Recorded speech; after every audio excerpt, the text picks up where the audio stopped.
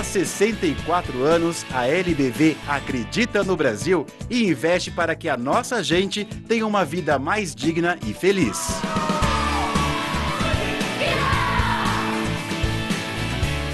Seja um elo nessa corrente de amor, ajudando a transformar o nosso futuro. Ajude a mudar. Acesse lbv.org e colabore. Muito já foi feito.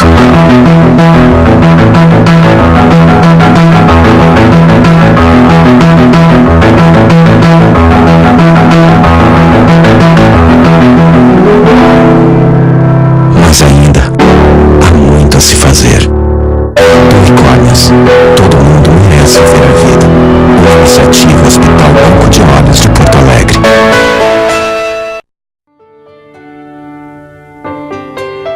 Eu quero falar sobre a endometriose. É uma doença que é pouco conhecida, mas que atinge 10 milhões de brasileiras e é responsável pela infertilidade de até metade das mulheres em idade para ter filhos, ou seja, entre 15 e 45 anos de idade. A endometriose aparece quando o tecido eliminado durante a menstruação fica retido dentro da barriga e atinge outros órgãos dessa região. Um dos principais sintomas é a dor intensa durante a menstruação, que piora com o passar do tempo, mesmo depois do período menstrual ter acabado ou mesmo fora dele. Se nesse período a dor piora quando você vai ao banheiro ou se você sente dores profundas durante as relações sexuais, também pode ser endometriose. Ao sentir alguns desses sintomas, procure uma orientação especializada, porque a endometriose deve ser diagnosticada e tratada o mais rápido possível.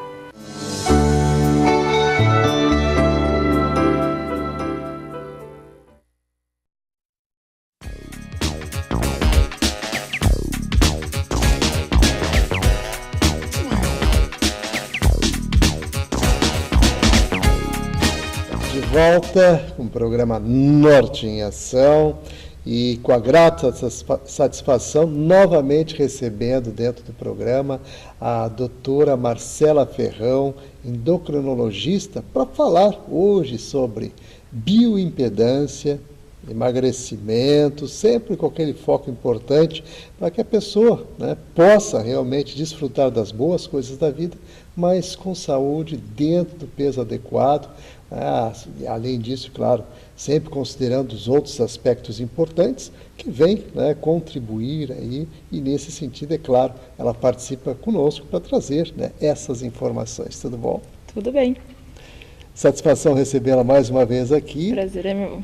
É uma alegria realmente a gente poder compartilhar aí com o nosso público ouvinte e telespectador informações que são sempre úteis e que a gente procura realmente dimensionar dentro dessa linha de atuação que temos aqui, dentro do quadro Alô Doutor, que é um trabalho que a gente direciona para a comunidade, o serviço de utilidade pública, e o jornalismo, que a gente sempre procura enfatizar, propositivo, para que realmente a gente possa refletir e possa esmiuçar mais as questões, ainda mais quando se fala em saúde, existem muitas coisas a serem abordadas.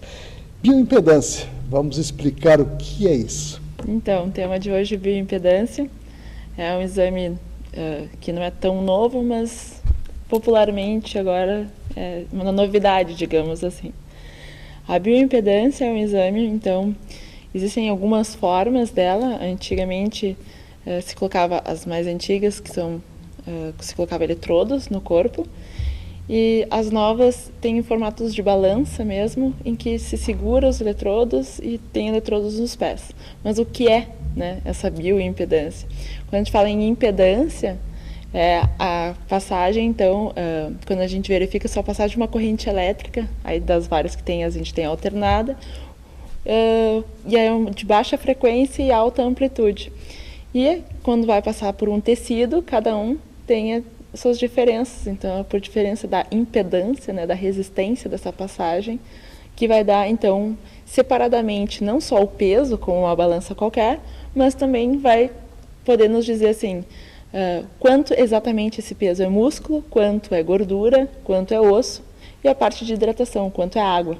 Então, ele é um exame completo, para poder fazer uma avaliação da composição corporal.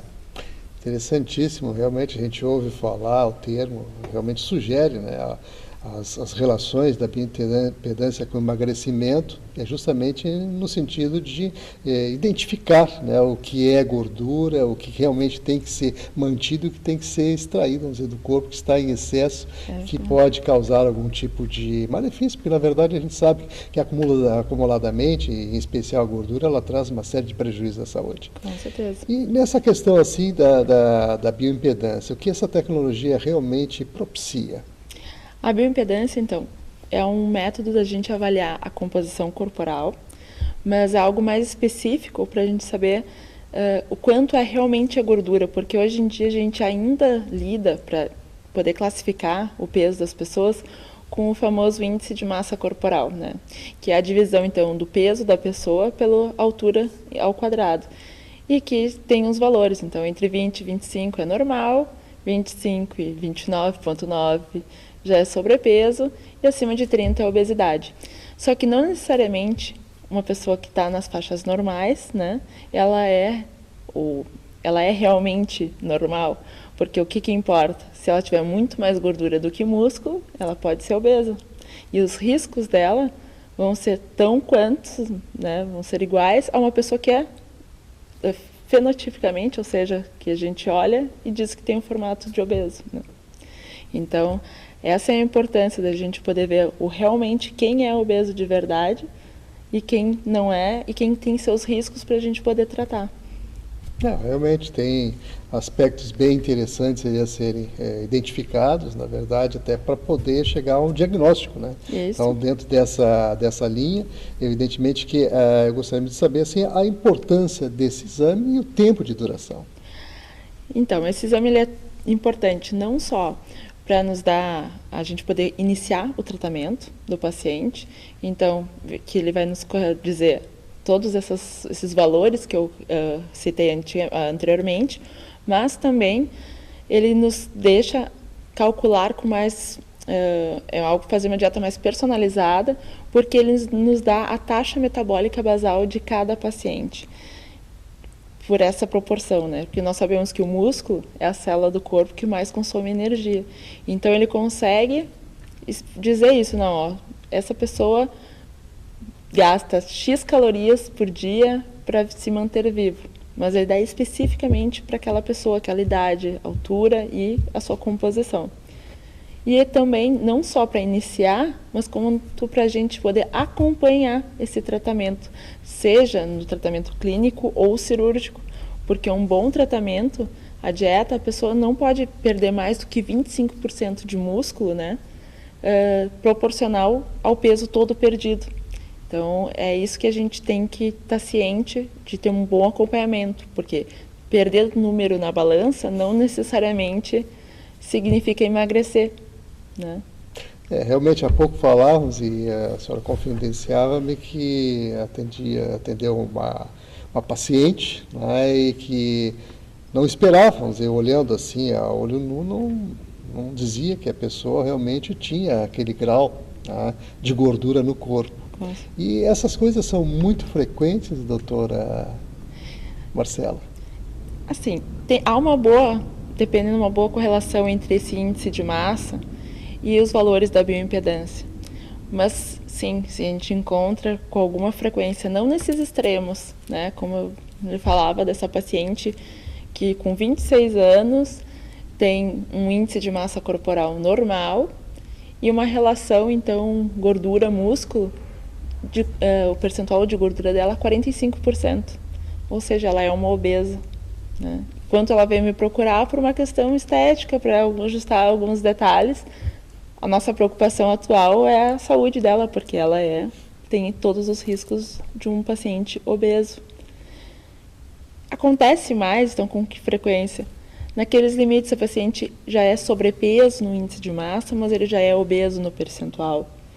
Porque atletas mesmo, às vezes têm muito mais músculo, mas isso são raros, né? Não temos tantos atletas na sociedade, que daí seria o contrário, a inversão, né?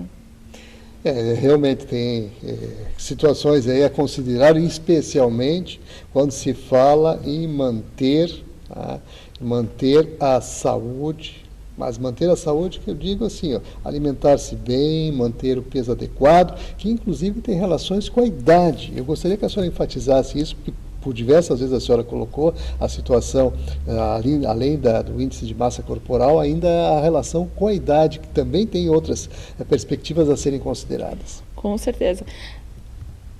Esse cálculo todo, né, da bioimpedância, ele leva em consideração peso, altura, sexo e a idade, né? Porque existe uma faixa para cada nível, para a gente dizer se a pessoa está nível médio, normal, muito ruim, né? Assim a gente vai classificando.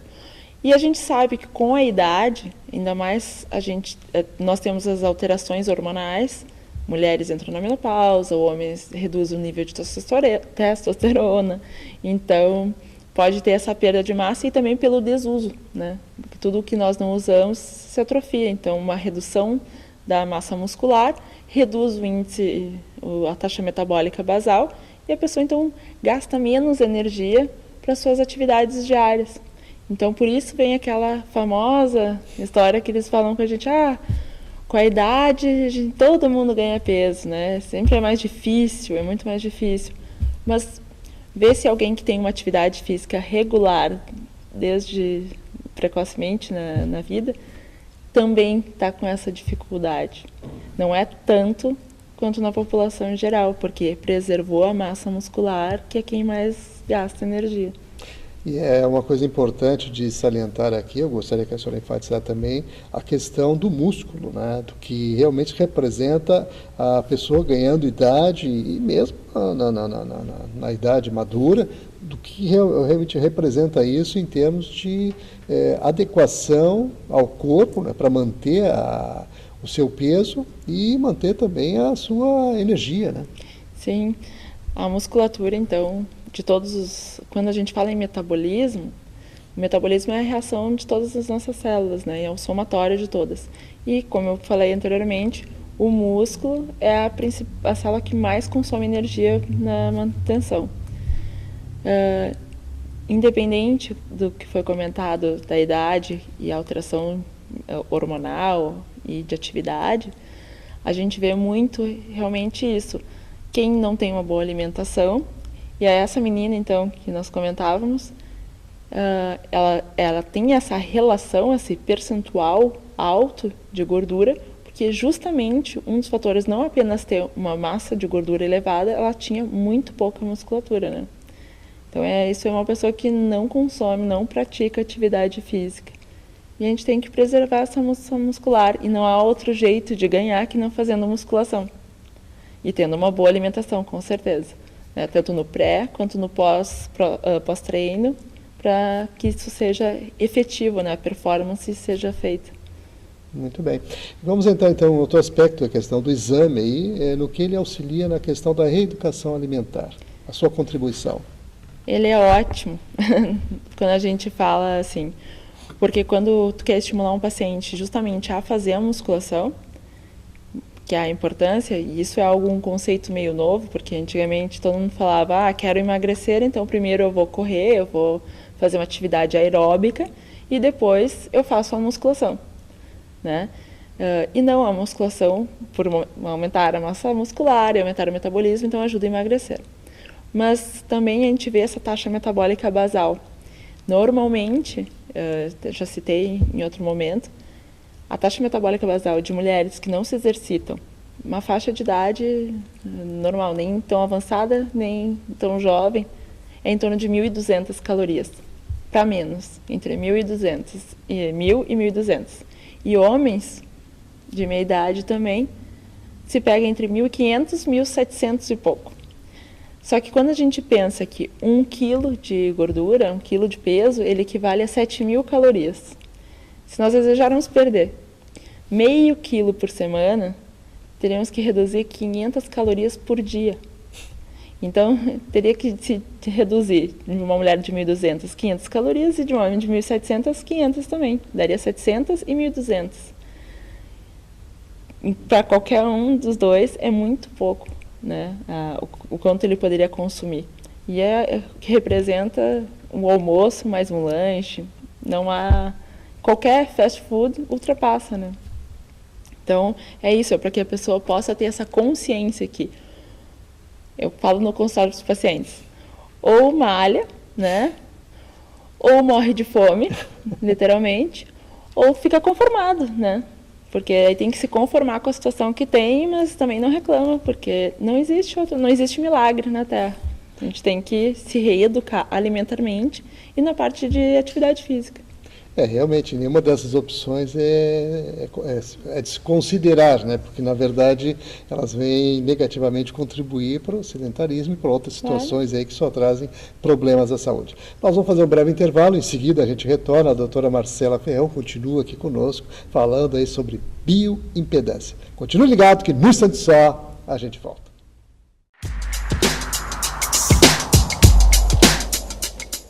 O que a gente mais faz hoje em dia é clicar. Pena que o destino da maioria desses cliques é esse, o desperdício. Você sabia que apenas um clique pode ajudar a combater a fome no nosso estado? É só acessar cliquealimentos.com.br e dar um rumo mais digno aos seus cliques. A mesa de quem tem fome. Doar pelo Clique Alimentos é gratuito e não demora nem um minuto. Faça a sua parte. Clique para quem precisa. www.cliquealimentos.com.br.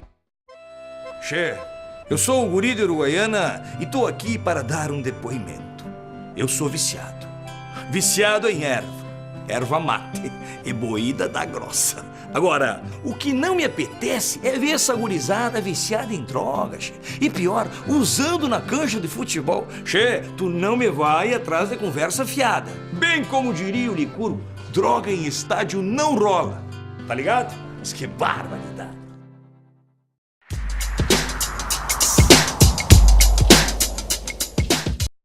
Estamos de volta, continuamos aqui com a doutora Marcela Ferrão, endocrinologista, participando mais uma vez aqui conosco e hoje falando sobre bioimpedância, né, trazendo aí as informações importantes para a nossa comunidade, para cuidar da saúde, para o bem-estar e se manter em forma, né, que são coisas assim que realmente a gente deve observar. E falando nisso, evidentemente, existe também as questões dos cuidados e as contraindicações com relação a esse tipo de exame.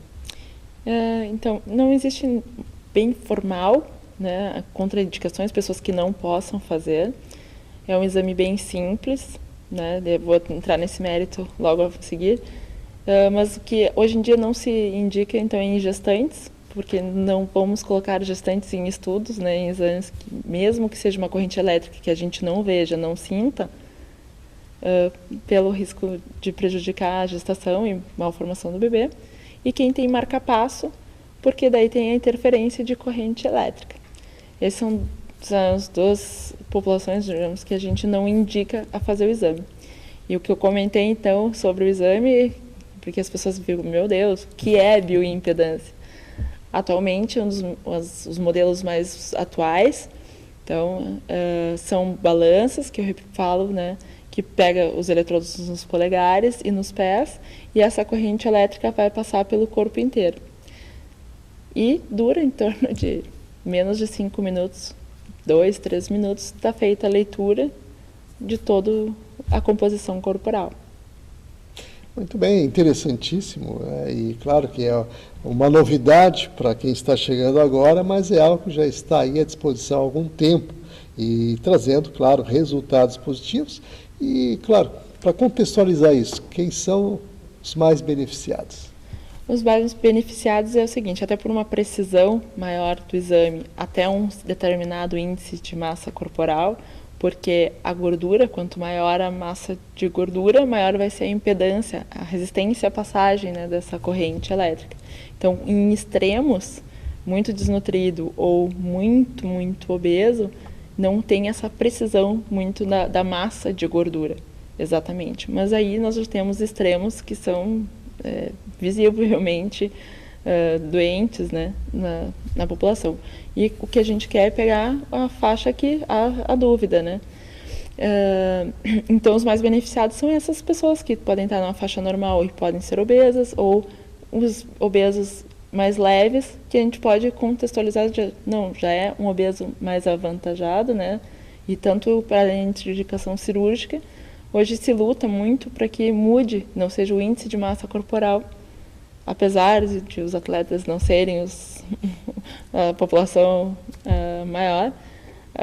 Há casos, sim, que tem muita musculatura, né? Então o peso é muscular e a pessoa teria um índice de massa corporal de obeso. Mas nós não vamos operar um atleta, né? Agora, aí uma pessoa normal, que já seria um obeso, nós teríamos que aguardar ela atingir a forma de obeso, e aí para dar uma indicação, sendo que a gente já sabe que ela já está correndo os fatores de risco, né? Já tem esses fatores, já está sofrendo, né, de tudo isso. Por falar em fatores, e os fatores genéticos, e enquanto contribuem nessa situação toda, porque a gente há pouco falava, e a senhora dizia mesmo, os falsos magros, os gordos, vamos dizer assim, que realmente não apresentam, vamos dizer assim, dentro da sua massa corpórea, a quantidade que outros, né, que à primeira vista não se percebe, como bem aqui colocou, mas que, de fato, isso tudo tem que ser considerado, né? E nessa relação, assim, eu gostaria que a senhora desse aqueles enfoques importantes, inclusive para direcionar o pessoal no sentido da questão da reeducação alimentar, que é tão fundamental. Com certeza. A questão da genética. Não se sabe exatamente bem, há muitos estudos de pesquisa de genética sobre obesidade, né? Mas com certeza graus extremos tem algo a se considerar. A história familiar é bastante importante. Então, em geral, pessoas obesas têm um histórico da família, de parentes, pais, tios, que também são obesos. Essa pessoa, assim, então, como a gente fala, ninguém é obeso, né? Por que é? Tem a correlação da pessoa, né, do indivíduo com a comida. Isso a gente tem que sempre contextualizar e ver, porque também numa população, em geral a família, se o pai e a mãe é obeso, mas também tem um comportamento na sua genética, é o ambiente. Aí quando tem até as fotos, até ontem atendi um casal de pacientes, a esposa e o marido, e eles falam, doutora, até a nossa gata está obesa, né? E a gata não tem a genética, então a questão da obesidade, que a gente passa para os nossos filhos, né, a respeito, e a parte de educação alimentar, que muitas pacientes então chegam para mim dizendo assim, eu quero emagrecer, e a gente conversa sobre então a parte da alimentação, mas o que come? E começa a me citar, eu comi o docinho tal, eu tomei o refrigerante, e eu perguntei, mas quem comprou? Não, fui eu. Mas por que tem em casa, né, então? Não, é para o pequeno, né, para o meu filho mais novo, porque ele é magrinho, ele pode. Aí, ou o filho é magrinho, ou o filho já também está gordinho, né? E aí não há nenhum grau de nutriente para essa criança que está em evolução, está desenvolvendo a parte neuronal, cerebral e está em crescimento. E já peguei outros extremos, então assim, que os pais levam a criança então para emagrecer, a família toda é obesa, e diz para a criança assim, mas eu faço salada, doutora, e ele não come. Eu ofereço fruta e ele não come. Mas eu chego até a fazer a comida dele em horário separado e eu não consigo fazer ele comer. Por que a criança tem que ter um comportamento e a família tem que ter outro comportamento? Se a saúde para todos seria a mesma, né? A parte da educação alimentar. Então, muitos pais esperam que o filho esteja obeso na fase adulta e aí tenha que se reeducar. E não houve uma educação, porque a gente sabe que a população brasileira está, assim, percentual de obesidade é acima dos 50%.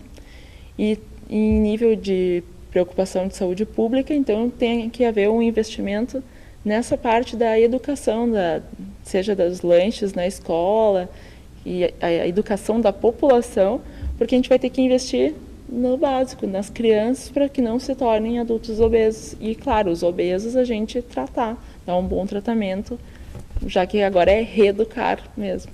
Então, doutora Marcela, estamos chegando aos minutinhos finais aqui do programa e, claro, gostaria que nesse instante aí você aproveitasse esses minutos para agregar aquilo que realmente julgo importante, que venha contribuir, inclusive, com informação para o pessoal que está ligado aí com a gente, né, no tocante à temática de hoje, que é a bioimpedância. A bioimpedância, para a gente fechar então, é um exame que complementa a avaliação. quando nós estamos falando em educação alimentar, excesso de peso ou magreza. Ela não serve somente para isso, para a gente avaliar seja um atleta ou graus de obesidade. Também é utilizado, existem muitos estudos, quando a gente fala na sarcopenia do idoso, ou seja, para acompanhar a construção corporal de um idoso, acamados, ou pacientes que tenham doenças também crônicas, né, que há uma perda da composição, com um consumo muscular muito acentuado, como a gente vê em casos agudos, assim, casos bem graves que já têm AIDS em evolução, ou pacientes oncológicos também, e são casos de indicação, para que fique claro, não é assim um exame do emagrecimento, não, ele é um exame que tem o seu fundamento para a gente avaliar exatamente a composição corporal do paciente e dali poder traçar um bom plano, né, de alimentar e de exercício físico, quando a gente fala no emagrecimento ou no ganho de massa muscular, dependendo do que se fala.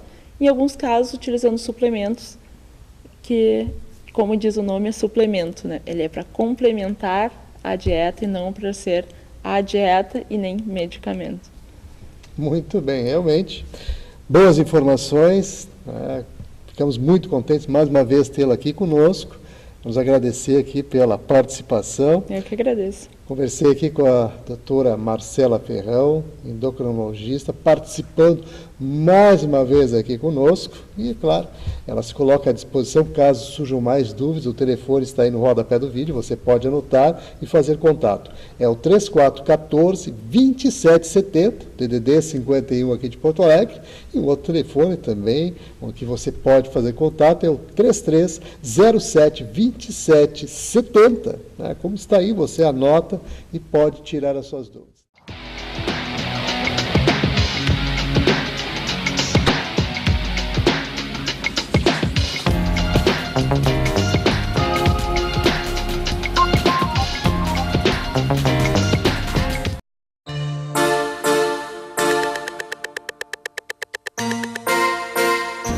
As delegacias especializadas no atendimento à mulher buscam combater a violência contra a mulher, atuando tanto preventivamente como repressivamente. Temos atuado com as delegacias móveis, são as delegacias itinerantes que vão até o bairro, justamente no intuito de levar a essas mulheres os seus direitos, esclarecer os seus direitos e também proporcionar um registro de ocorrência policial mais próximo à sua casa. Fizemos inúmeras palestras, eventos, buscando sempre esse trabalho preventivo e atuando repressivamente na questão do combate à violência contra a mulher, prendendo os flagrantes, os agressores em flagrante e também preventivamente quando descumprem as medidas protetivas de urgência. Estamos à disposição em Porto Alegre, no Palácio da Polícia, na Avenida João Pessoa, 2050, 24 horas à disposição da mulher vítima de violência.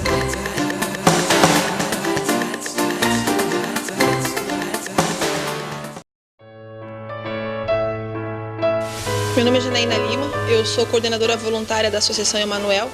É um lar que abriga pessoas de rua, abriga toda e qualquer pessoa que de ajuda necessitar. Nós temos dentro das unidades da Emanuel 600 moradores, do bebê com HIV ao idoso em estado vegetativo. Pessoas que foram totalmente rejeitadas pela sociedade e que a Associação Emanuel tem acolhido. Mas que para nós podermos continuar esse trabalho, nós precisamos da ajuda de vocês. Nós precisamos da sua doação. Nós temos o escritório central na CIS Brasil 1079, cujo telefone é 3341-2615. As portas do lar ficam abertas 24 horas para visitação, para que você possa conhecer o trabalho desenvolvido pelo Emanuel. E eu deixo aqui o meu apelo, uma solicitação. Dê uma chance ao seu coração, ajude a quem precisa. Um pequeno gesto seu fará grande diferença para todas as pessoas que acolhemos.